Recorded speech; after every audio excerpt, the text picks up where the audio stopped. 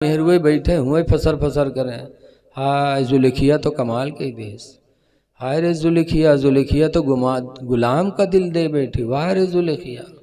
जौन बात के प्रचार न हो कोनो मेहरुआ चुप्पे से बताए दो, बस पूरा इलाका गंदा है जी।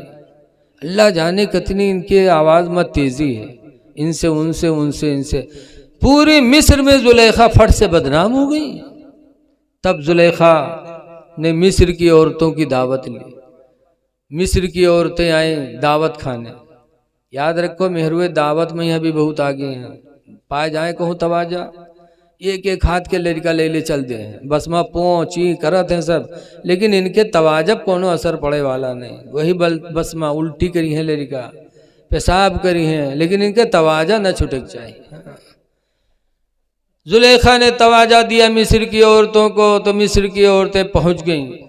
जब पहुंची दस्तरखान सजा, तब जुलेखा ने एक एक चाकू एक एक लेमू दिया सब औरतों को, कहा सुनो, जिस यूसुफ के लिए तुम लोगों ने मुझे बदनाम ज़माना कर दिया, उस यूसुफ को मैं बुलाने जा रही हूँ। जब यूसुफ आएंगे तो तुम लोग फौरन लेमू काट देना चाकू से। औरतों ने कहा भला अपने यूसुफ को देखे तुम्हारी यूसुफ को। जुलेखा गई अंदर, यूसुफ अलैहिस्सलाम से कहा ऐ महबूबे जाना, ज़रा आप बाहर आइए, अपने चेहरे से पर्दा हटा दीजिए।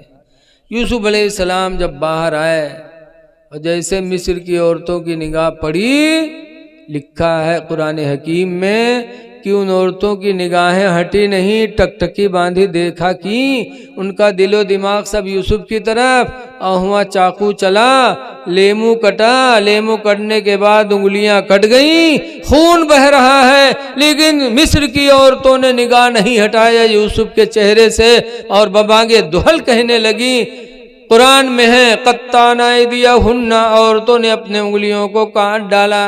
वकुल्ना मा हादा बशरा, और कहा खुदा की कसम ये कोई इंसान नहीं है, इन हुआ इल्ला मलकुन करीम, नहीं है कोई मगर आसमानी फरिश्ता जो हम लोगों के बीच में आ गया है। बहुत हसीन थे, लेकिन जुलेखा बदनाम ज़माना हो गई। जुलेखा जब बदनाम हुई बर्दाश्त से बाहर, तो जुलेखा ने बस्ती छोड़ दिया, जंगल चली गई। अकेले जंगल में गई जुलेखा, और यूसुफ की याद में एक पेड़ के नीचे बैठकर रोने लगी।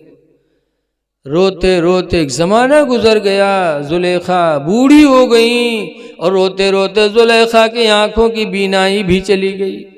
इतना मोहब्बत इश्क बहुत अजीब चीज़ होती है, रोते रोते बूढ़ी हो। और यूसुफ अलैहिस्सलाम अपनी सच्चाई की वजह से मिस्र की बादशाहत में उनको लोगों ने चुन लिया, तो यूसुफ अलैहिस्सलाम बादशाह हो गया। जुलेखा बदनाम ज़माना होकर जंगल चली गई।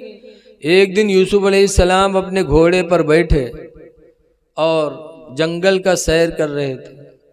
जब जंगल में सैर करते करते जुलेखा के करीब से यूसुफ अलैहिस्सलाम का घोड़ा गुजरा, और यूसुफ अलैहिस्सलाम की खुशबू जब जुलेखा को मिली, याद रखो हर नबी महका करते थे, हर नबी, जब यूसुफ अलैहिस्सलाम महक की खुशबू जुलेखा को मिली, तब जुलेखा समझ गई। तब जुलेखा ने एक दुआ मांगी थी, जुलेखा की बोली कुरान में है, 12वां पारा में जुलेखा ने कहा था सुबहान मन जालल अबीद मुलूका, पाक है वो मेरा परवरदिगार जिसने गुलाम को बादशाह बना दिया। गुलाम थे, बादशाही मिल गई।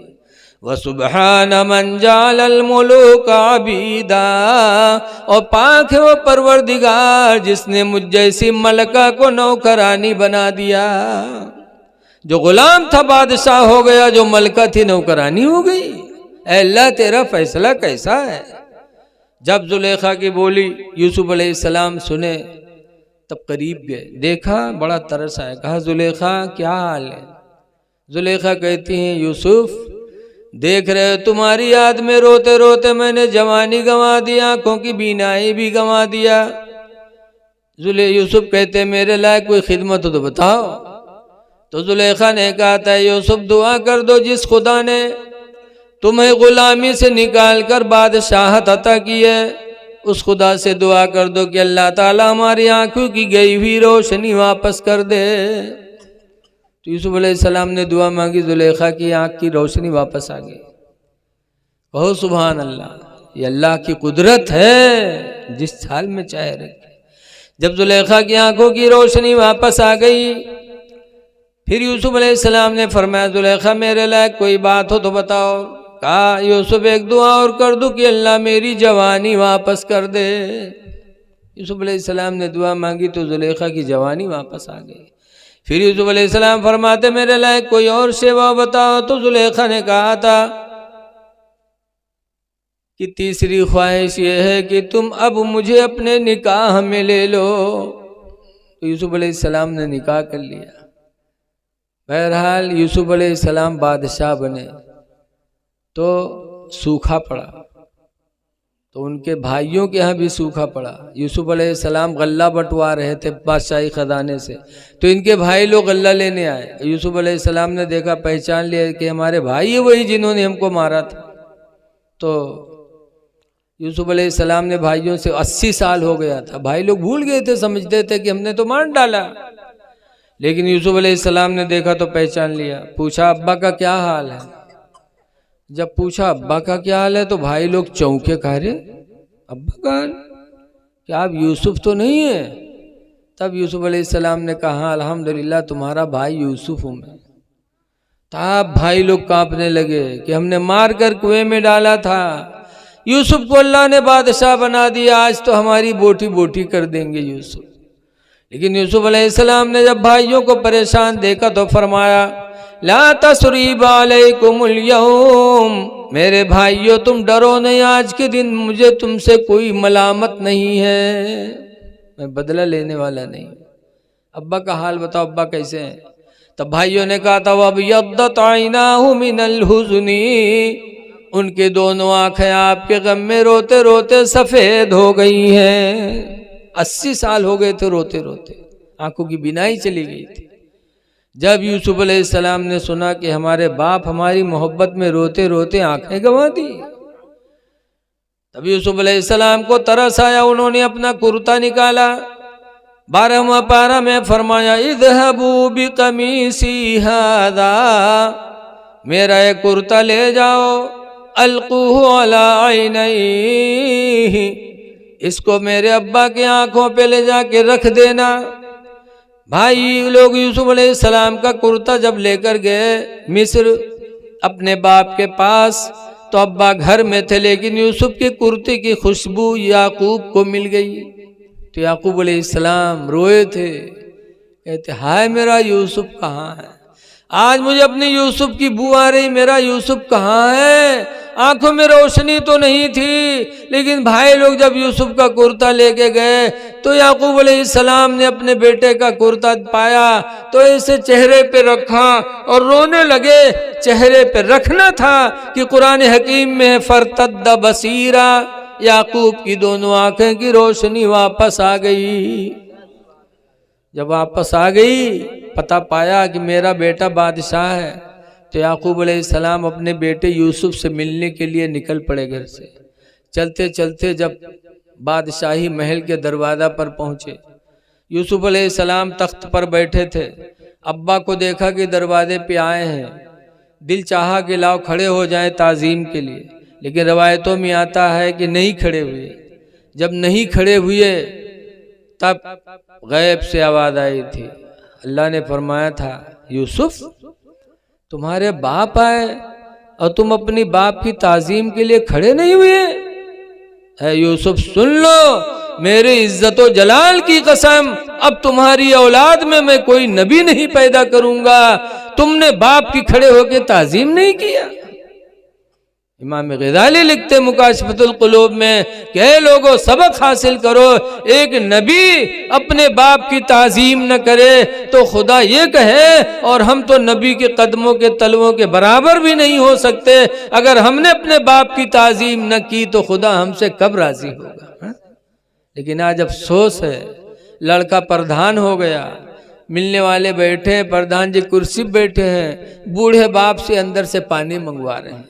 बूढ़ा बाप बेचारा घर से पानी ला ला के पिला रहा है, लड़का मौलाना हो गया तो मौलाना दोस्तों के पास बैठा है, अब्बा से चाय घर से मंगवा रहा है। ऐ लोगो, चाहे प्रधान बन जाओ, आलिम बन जाओ, लेकिन बाप के मर्तबे को तुम कभी नहीं पहुंच सकते हो। बाप की ताजीम करो। मिशकात की हदीस में लिखा है कि लड़का मुसलमान हो और बाप हिंदू हो, हिंदू बाप मंदिर में पूजा करने जाए तो इधर से तो मदद नहीं कर सकते क्योंकि गुनाह पर मदद है, लेकिन जब हिंदू बाप मंदिर से पूजा करके घर वापस आए तो मुसलमान औलाद के लिए हुक्म है, अल्लाह के नबी फरमाते हैं कि अपने हिंदू बाप को अपने कंधों पे बिठा के अपने घर लेके आए, अल्लाह उससे राजी हो जाएगा। क्योंकि बाप की खिदमत है, माँ की खिदमत है। माँ बाप, एक सहाबी हैं, वो बीमार हो गए तो उन्होंने मिन्नत मानी, अल्लाह मुझे शिफा दे दे तो मैं काबा की चौखट चूमूंगा, तो शिफा पा गए। आजकल मिन्नतें वैसी नहीं मानी जाती। हजरत फातिमा के लड़के हसन हुसैन बीमार हुए तो फातिमा ने कौन मिन्नत मानी थी? कहा या अल्लाह मेरे बेटे हसनैन को शिफा दे दे तो मैं 3 रोजे रखूंगी। बोलो, अब आजकल में हलवे कौन में रोजा, कौन में मिन्नत मानत है? या अल्लाह हमारी काम बन जाए तो हम गाजी सरकार के वहाँ बकरा ज़बह करेंगे। बहुत से कहे हम अजमेर शरीफ में चादर चढ़ेबे। अब तुम तो मुँह से कह दियो, और अजमेर चादर चढ़ाना कितना कठिन काम है बताओ। आदमी पैसा करे, फिर अजमेर का सफ़र तैयारी करे, फिर वहाँ चादर चढ़ाए। तुमने कह दिया गाजी बाबा के यहाँ बकरा ज़बह कराएंगे, तुम तो मुँह से बोल दियो, अब बकरा ज़बह कराने में कितनी मेहनत है।